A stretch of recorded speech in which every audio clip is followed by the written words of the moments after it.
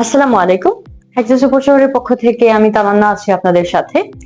UK সেটেলমেন্টের spouse ভিসার আরেকটা success story নিয়ে আপনাদের সামনে চলে এসেছি। তো প্রথমে স্টুডেন্টের কাছ থেকে ওনার পরিচয়টা জেনে নেই। Ma'am, please introduce yourself. আমি আয়েশা খানম।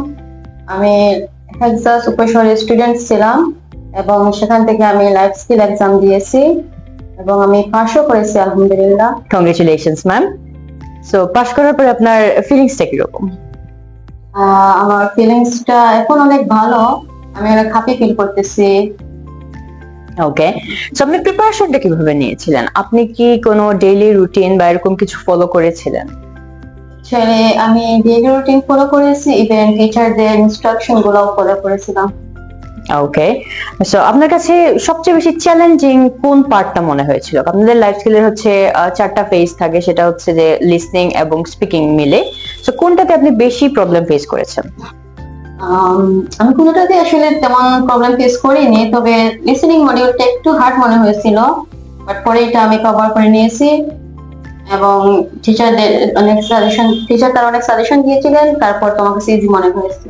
ওকে, এখন আসি পরীক্ষা পর্ব নিয়ে। So, পরীক্ষায় বসতে অনেক স্টুডেন্টরা অনেক বেশি নার্ভাস ফিল করে বা অনেক দেখা যায় যে প্রেশার নিয়ে ফেলে পরীক্ষার হলে যাওয়ার পরে।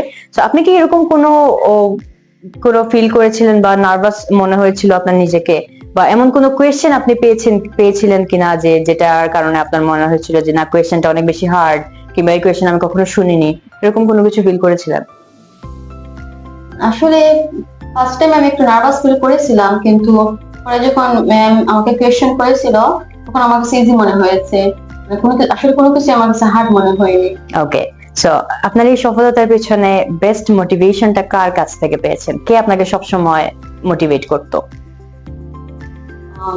টিচারটাও মোটিভেট করেছিলেন, ইভেন আমার হাজবেন্ডও মোটিভেট করেছিলেন। তার কাছ থেকে আমি সাপোর্ট পেয়ে আমি ভালো রেজাল্ট করতে পেরেছি। ঠিক আছে ম্যাম, এখন আপনি কি আমাদের ফিউচার ক্যান্ডিডেটদের উদ্দেশ্যে কিছু বলবেন? কারণ অনেকে অনেক নার্ভাস হয়ে যায় কিংবা সাহস করতে পারে না এক্সাম দেওয়ার জন্য, তাদের উদ্দেশ্যে আপনি যদি কিছু বলতেন।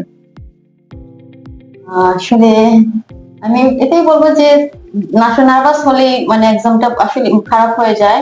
কনফিডেন্স রাখতে হয় এবং টিচারদের রুল ফলো করতে হয়, ভালো করে স্টাডি করতে হয়, এইটুকুই। ওকে ম্যাম, আমাদেরকে সময় দেওয়ার জন্য ধন্যবাদ।